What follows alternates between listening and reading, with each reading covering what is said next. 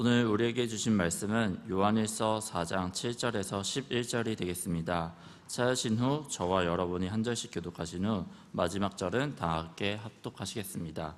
요한일서 4장 7절에서 11절입니다.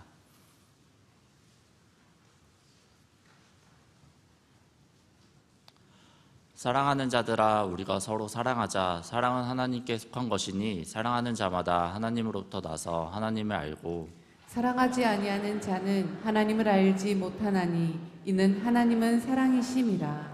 하나님의 사랑이 우리에게 이렇게 나타난 바 되었으니 하나님이 자기의 독생자를 세상에 보내심은 그로 말미암아 우리를 살리려 하심이라. 사랑은 여기 있으니 우리가 하나님을 사랑한 것이 아니요 하나님이 우리를 사랑하사 우리 죄를 속하기 위하여 화목제물로 그 아들을 보내셨음이라. 사랑하는 자들아, 하나님이 이같이 우리를 사랑하셨은즉 우리도 서로 사랑하는 것이 마땅하도다. 아멘. 우리는 주의 백성이요 주의 목장의 양이니 우리는 영원히 주께 감사하며 주의 영예를 대대에 전하리이다. 아멘. 아주 단순한 시편 79편 13절의 고백인데요, 우리가 누구인지를 알면 우리가 무엇을 할 수 있다, 해야 한다. 아주 단순한 구도로 주어진 아주 짧은 구절입니다.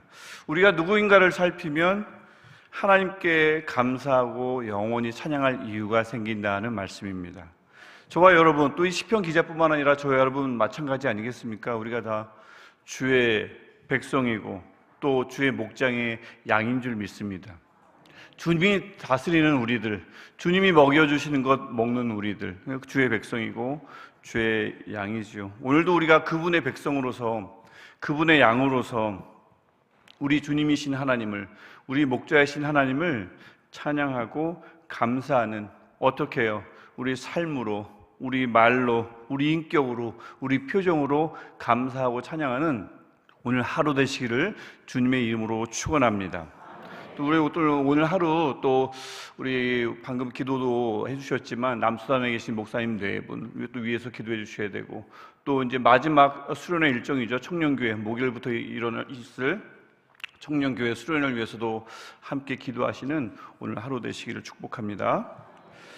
이 요한일서는 사랑의 편지입니다. 잘 아시죠? 사랑이 엄청나게 많이, 사랑이라는 단어가 굉장히 많이 나오는 서신이어서 별명이 사랑의 서신, 사랑의 편지입니다.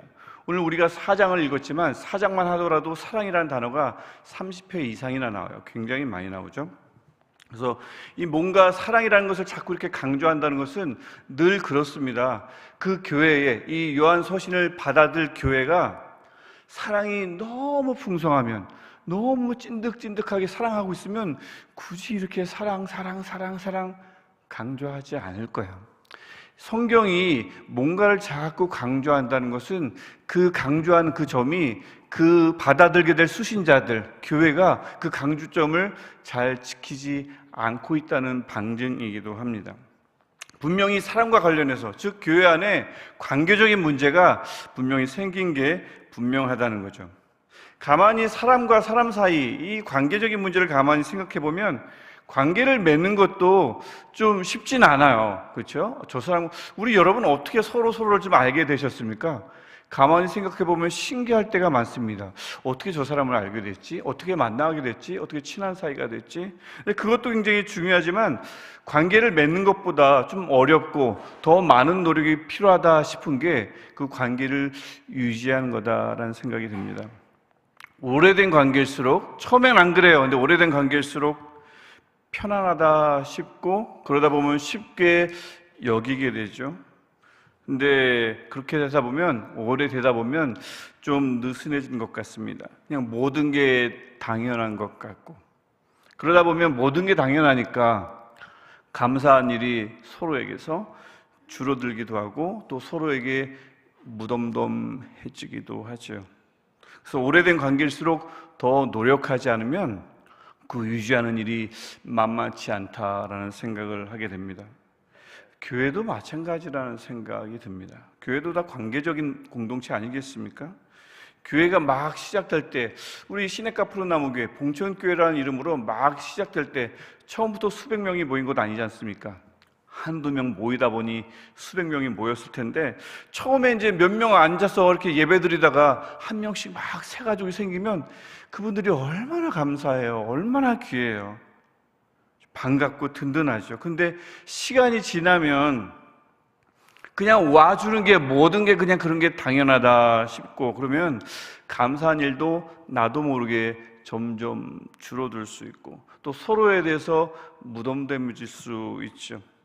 또 무덤덤해지다 보니까 이제 여러 가지 것들이, 다른 것들이 보이는 겁니다. 왜 이 우리 지키기로 한 이 규칙을 저 사람이 지키질 않지? 왜 저렇지? 마음에 들지 않을 때도 생기죠. 교회가 처음 세워졌을 때, 처음 만났을 때는 와주는 것만으로도 참 고마웠는데, 참 그렇게 힘이 됐는데, 그렇게 반가웠던 사람인데, 시간이 지나면 그렇게 될 수 있습니다. 함께 하는 것만으로도 참 좋았는데, 시간이 지나니까, 당연하다 싶으니까, 무덤덤해지니까, 그때부터는 왜 저럴까? 마음에 안 들어. 이런 생각이, 그렇게 반가웠던 사람, 그렇게 고마웠던 사람, 예전의 말입니다, 그 사람에게 들 수가 있습니다. 아마도 요한서신을 받아들게 된 이 교회는 바로 그 문제로 고민하고 있었던 게 분명합니다. 오래된 관계일수록 더 노력해야 좋은 관계가 쭉 유지되는데, 그 노력이 없다 보니, 당연하다 생각하다 보니 당연한 걸 안 하거든요. 그러다 보니 교회와 교회 관계, 교회 안의 성도들의 관계가 조금 느슨해진 게 분명합니다. 요한은 정말 심각하게 기도했을 것 같아요. 우리 교회가 처음 모아졌을 때 서로를 만나기만 해도 그렇게 기뻐하더니 이제는 그것이 당연한 게 되고, 그때부터는 규칙이 중요해지는구나. 왜 헌금 안 하지? 왜 시간을 자꾸 늦지? 왜 이것 하기로 했는데 소홀히 하지? 변해가는 거죠. 그래서 이 요한이 고민을 하다가 펜을 들었을 거예요. 하나님, 제가 교회에 편지 쓰겠습니다. 지혜 주십시오. 성령으로 나를 충만케 하십시오. 요한이 이 자신이 쓴 서신이 나중에 성경이 될 거라고 무슨 상상이나 했겠습니까? 오로지 하나님께 매달려서 교회를 살려야겠습니다 라고 시작해서 쓰기 시작한 게 요한 서신인 거죠. 하나님이 그것을 들어서 성경으로 쓰신 거고요. 그래서 이 얼마나 사랑이 중요한지를, 얼마나 이 관계를 다시 회복하는 일이 교회에 중요한지를 요한이 절실히 깨닫고 편지를 써서 짧고 굵게 이 관계의 중요성을 강조해보자 한 것이 요한 서신인 거고요. 그 부분의 일부분이, 그 내용의 일부분이 우리가 함께 읽었던 7절, 8절인 겁니다. 4장의 7절, 8절. 서로 사랑하면 하나님께 난자가 된다. 즉 하나님께 뿌리를 둔 사람이 되는 것이다. 서로 사랑해야 하나님을 아는 사이가 되는 것이다. 즉 하나님의 백성이 되는 것이라고 요한이 강조합니다. 7절입니다. 8절로 가면 서로 사랑하지 않으면 반대로 하나님을 알지 못한다. 즉 하나님과 아무런 관계가 아닌 신세가 되는 거라고 8절은 이야기합니다. 그럼 뭐겠어요? 하나님과 아무런 관계가 안 되면 뭡니까? 남은 게 뭐입니까? 영원한 죽음뿐입니다. 아니, 이 사랑이라는 것이 이렇게 중요하다고요? 중요하다고 합니다. 사랑이라는 것이 지금 요한이 뭐라고 말하는 겁니까? 사랑이란 사느냐 죽느냐, 이 문제라고 지금 요한은 이야기합니다. 하나님을 향한 사랑 말고요, 서로 사랑 말입니다. 어쩌지 나중에 17절을 보면 요한이 서로 사랑할 때 심판날 하나님을 담대히 맞을 수 있다고 이야기합니다. 서로 사랑하는 일이 이렇게 중요하다고요. 영원히 살고 죽는 문제, 이 문제와 사랑이 관계되어 있다고 요한이 이야기하는 겁니다. 요한서신을 받아들게 된 이 교인들이 이거 읽다가 어떻게 됐을까요? 1장부터 계속 사랑이 나오지만 4장 읽다가 어떻게 됐을까요? 잠깐 멈추지 않았을 거예요. 큰일 났다. 무조건 사랑해야 되는구나. 그렇겠지요?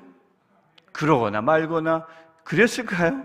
하나님만 사랑하면 그만이지 그랬을까요? 아니죠. 지금 서로 사랑을 하느냐 마느냐는 내가 사느냐 죽느냐의 문제라니까요. 심판 날 때 그때 담대히 서느냐 어디 숨어버리느냐. 숨는다고 숨을 수 있겠습니까? 그 문제라고 지금 요한이 말하는데, 어디 한번 사랑하지 않고도 구원을 받는지 받지 못하는지, 사는지 죽는지 한번 시험해 볼까? 목숨을 담보로 누가 모험을 하겠어요? 무조건 사랑해야 하는구나 라고 요한 서신의 수신자들이, 교회가 생각했겠죠. 뭐 사랑하는 일이 이렇게 죽느냐 사느냐 문제와 관련되어 있을까요? 8절 후반에 나오는 겁니다. 8절 후반에 이는 하나님은 뭐라고요?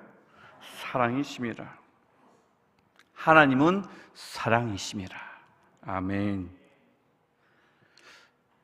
굉장히 우리에게 익숙한 표현이지만 가만히 보면 굉장히 어색한 표현입니다. 이게 헬라어로도 그렇고 우리말로도 그렇습니다. 여러분, 누구를 가리켜서 사랑이 많은 사람들이 있죠? 사랑이 많은 교회가 있습니다. 그럴 때 뭐라고 우리가 표현합니까? 저 사람은 사랑이 참 많아. 저 사람은 마음에 사랑이 가득 차 있어. 풍성해.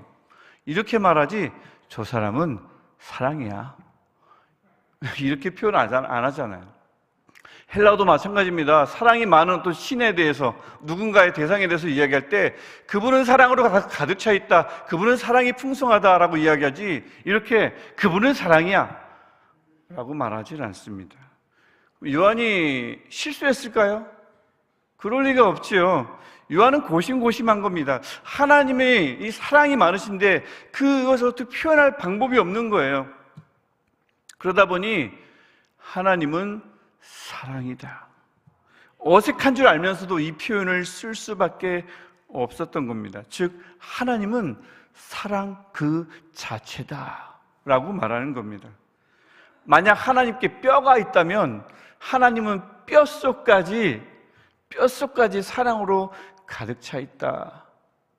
이 느낌을 요한이 표현하고는 싶은데 이게 말로는 안 되니 그냥 풍성하다는 것도 흡족하지 않아요. 그러다 보니 하나님은 사랑이다라고 표현할 수밖에 없었던 거죠.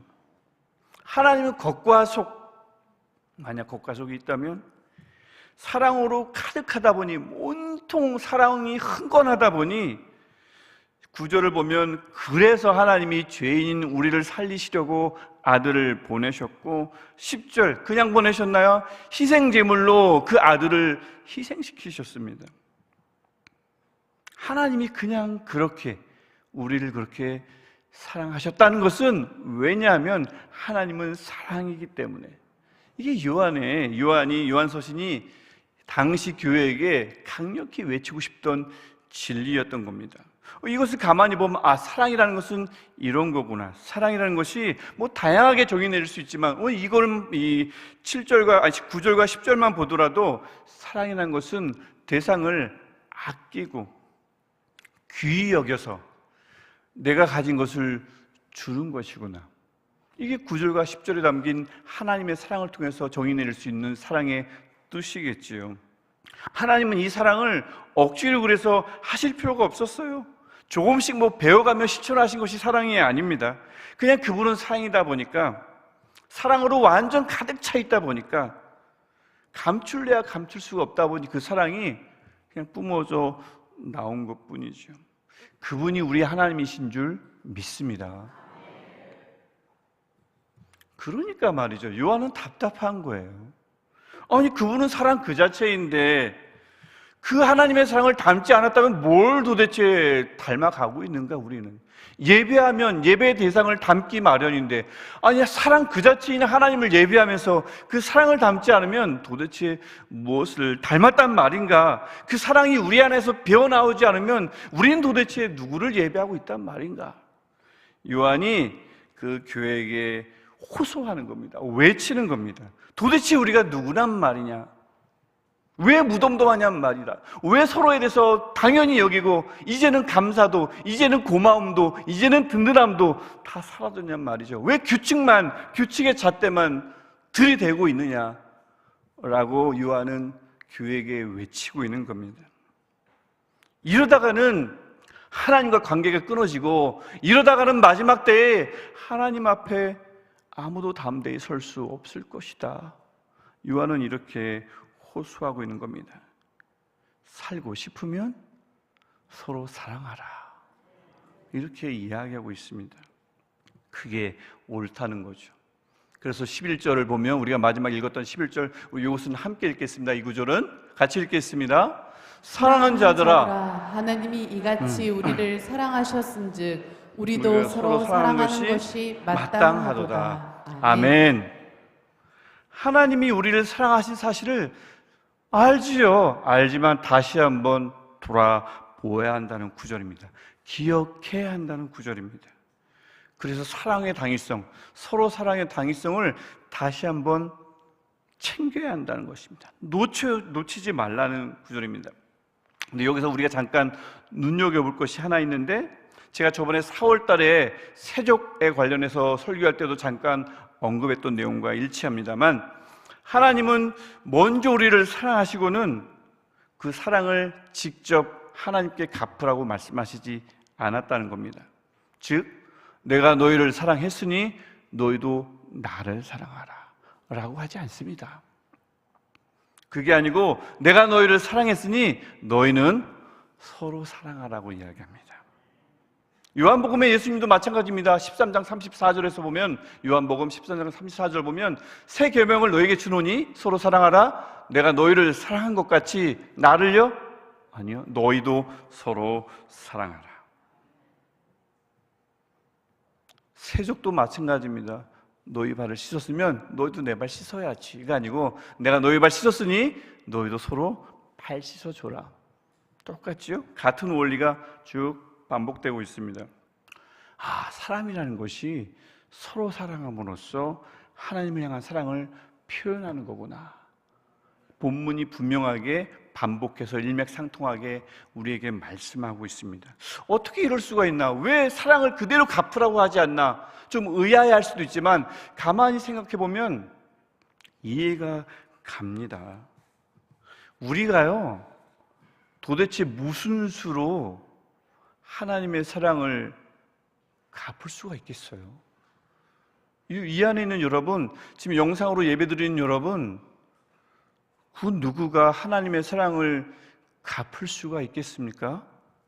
어떻게 돌려드릴 거예요, 그 사랑을? 9절과 10절에 나오는 아들을 희생제물로 내어줌으로써 자신을 내어준 거잖아요. 우리를 살리신 그 사랑을 도대체 뭐로 우리가 돌려줄 수 있겠습니까? 어떻게 해야 우리가 뭘 돌려주면 그 크신 하나님의 마음을 흡족하게 할 수 있겠습니까? 바다같이 넓은 사랑을 가진 하나님께 한 컵의 물도 안 되는 그 사랑으로 그분께 돌려준들 바다 같은 하나님의 사랑에 무슨 보탬이 되겠습니까? 기별이나 가겠습니까? 쪼로로록 하나님 제 사랑입니다.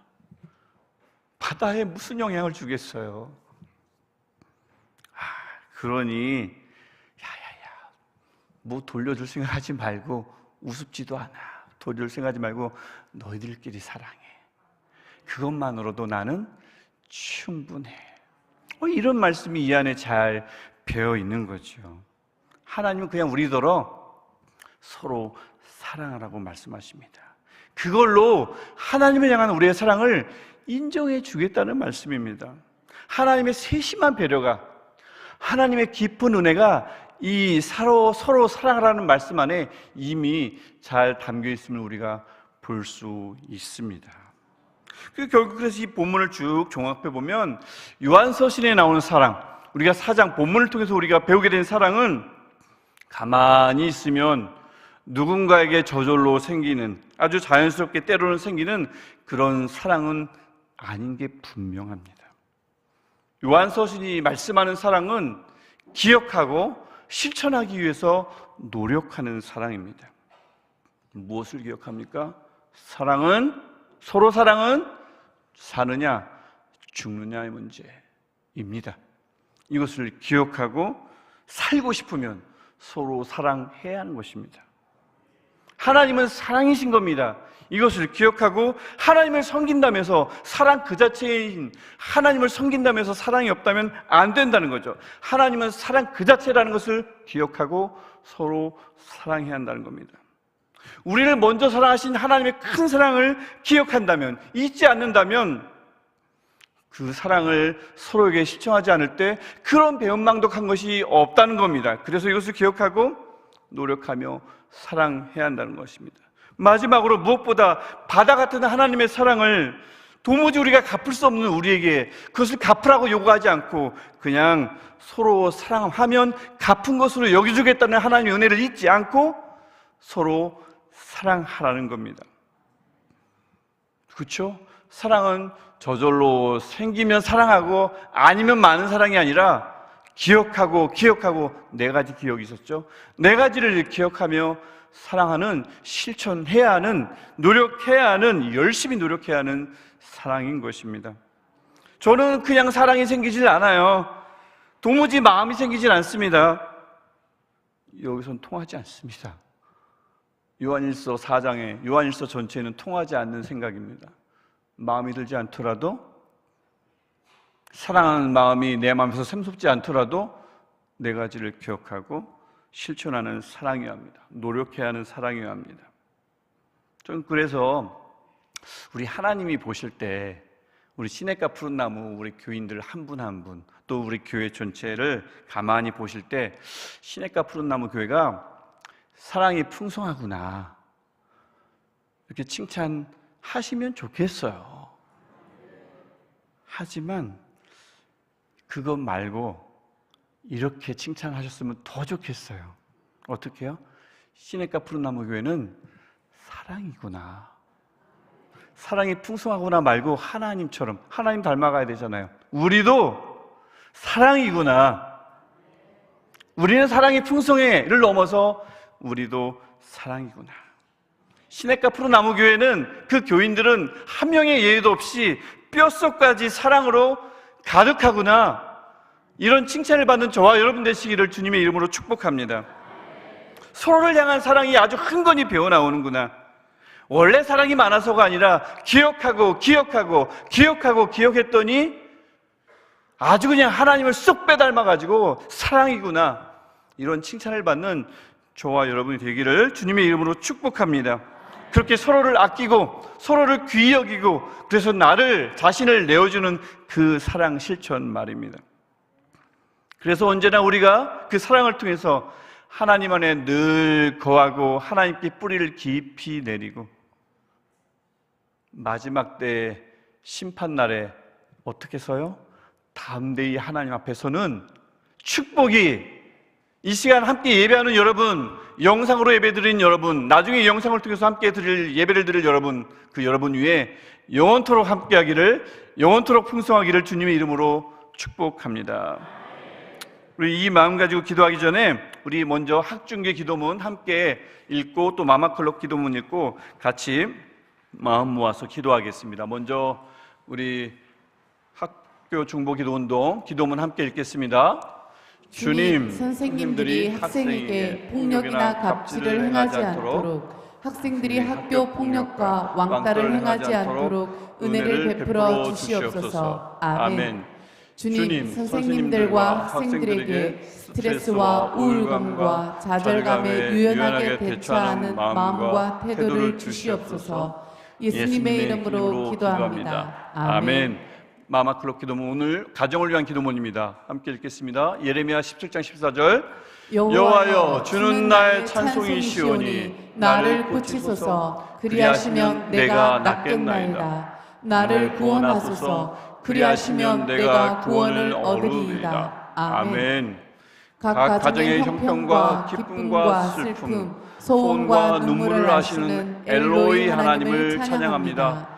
하갈의 부족함과 연약함을 탓하지 않으시고 하나님을 부를 때 살피셨던 것처럼 주님께 손을 드는 모든 가정을 위로하시고 부르짖는 소리를 들어주소서. 아멘. 우는 자의 위로와 약한 자의 강함과 병든 자의 고침 되시는 예수님의 보혈로 우리 가정을 덮어주소서. 가정마다 마음이 상한 자를 고치시고 어두운 자아상에 포로된 자를 자유케 하시며 좌절과 절망에 갇힌 자들이 노임을 받게 하소서. 아멘. 익숙하게 살아온 관습과 미신적 문화를 끊어내고 성경적 가치관과 세계관으로 새로운 가정을 세워가게 하소서. 하나님을 우리 가정의 모든 선택과 결정에 참여하는 실제적인 가족이며 주인으로 인정하며 대소사를 의논하게 하소서. 아멘. 나의 필요를 채워주기 위해 존재하는 배우자가 아니라 서로의 필요를 헤아리는 남편과 아내가 되게 하소서. 가정을 통해 나의 자랑과 이기심을 만족시키려 했던 생각을 버리고 가족의 연약함과 상처를 용납하며 함께 자라가는 가족들이 되게 하소서. 예수님의 이름으로 기도합니다. 아멘. 우리가 같이 두 손 들고 기도할 때에 제가 서두에 말씀드렸던 것처럼 오래된 관계일수록 더 노력해야 합니다. 그래야 좋은 관계가 쭉 유지됩니다. 교회도 마찬가지입니다. 우리 어떻습니까? 여러분의 교구 어떻습니까? 교구장님들 서로 어떻습니까?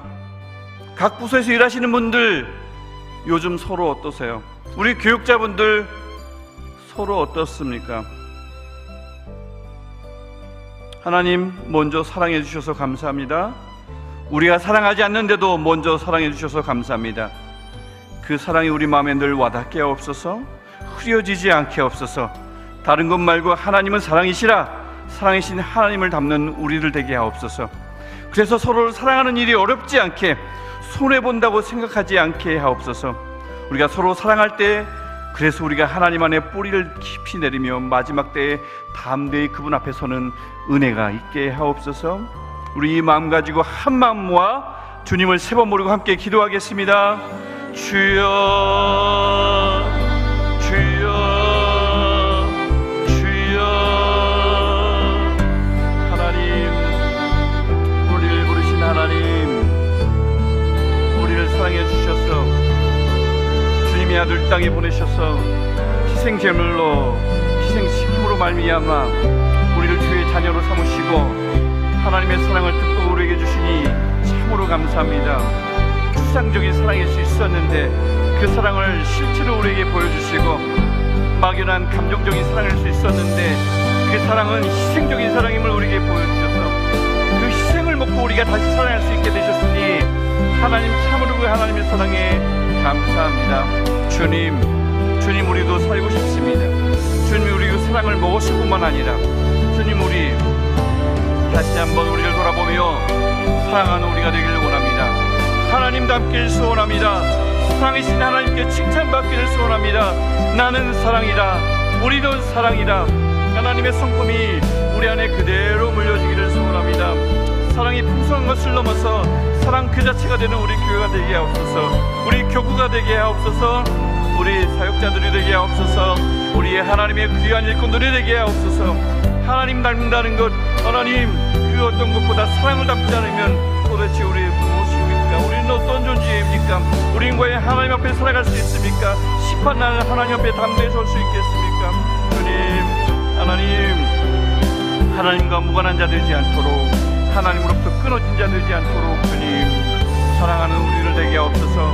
주변을 살피게 하시고 하나님 우리 서로 살아갈 때에 노력하게 하시고 실천하는 사랑 되게 하시고 사느냐 죽느냐의 문제인 이 사랑을 우리가 포기하지 않게 하옵소서.